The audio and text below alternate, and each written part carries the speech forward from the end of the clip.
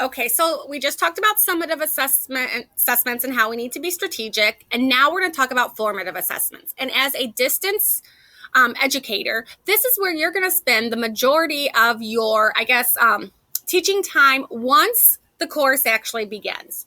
And the reason I say this is what you're going to spend your office hours doing. This is what you're going to spend your communication time with your students during the day doing, is looking at formative assessments, looking at the results, and then issuing feedback based on those formative assessments. And we'll talk about feedback on the next slide.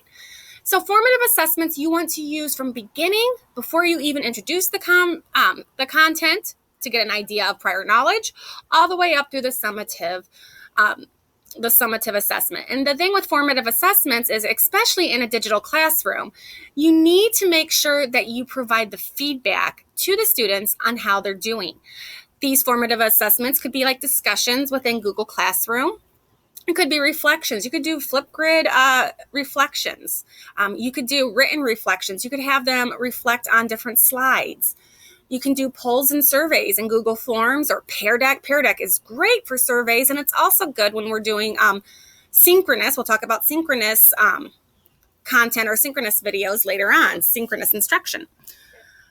There's this cool tool called Video Ant. I'm not going to spend much time on it right now because you are being given so many tools and such an overview of distance learning that I don't want you to get bogged down in the details. But if you like Edpuzzle, but you want something a little bit more student-friendly, not just something that you use to annotate video, I would suggest Video Ant. Students can upload YouTube videos, and then they go in and in different sections of the videos, they pause it and they annotate. So you can have them highlight the different parts of the plot of a video or the different parts of experimental design. So Video Ant is a great tool, and it's from the University of Minnesota. If you're not familiar with branching Google Forms, it's a way that you can do sort of like standards-based grading or mastery learning, in the sense that when students take a quiz in Google Forms, depending on the answer, they go to either option A, option B, or option C for their next question. So the next question that they go to is based on their answer to the question. This is great to show that if students are getting answers correct, they proceed on to the next standard or the next question. But if they miss a question and it's something that they need to cover, you might redirect them over to a different question where they watch a video tutorial and respond before going on.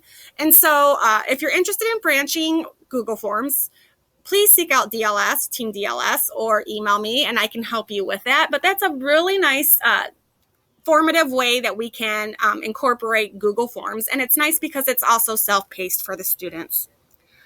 Students love to draw. So drawing out through Canva, their learning, visualizing their learning, or through Brush Ninja, which is a way to animate their drawings. The students love doing that this year.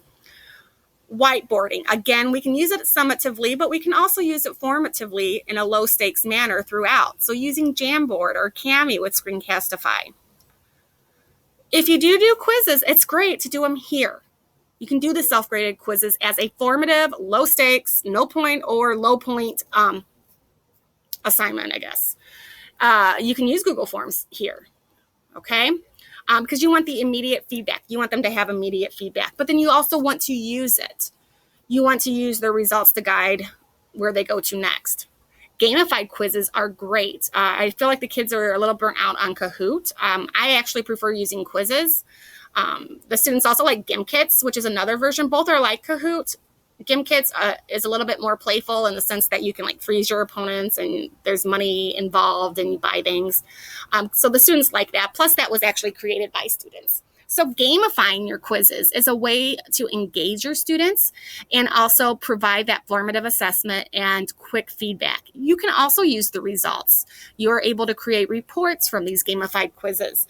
So that way you know what to focus on or have the students focus on. Finally, you can up your game with these quizzes. Take it to the next level in distance learning. Don't just stop with them taking the quiz, okay? Have them reflect before they actually see the results. How did they do? How did they think that they did compared to how they actually did? Or, they can reflect on what's the information that they struggled with the most before they actually see the results. And that's just something that will help guide them to be more accountable for their own learning.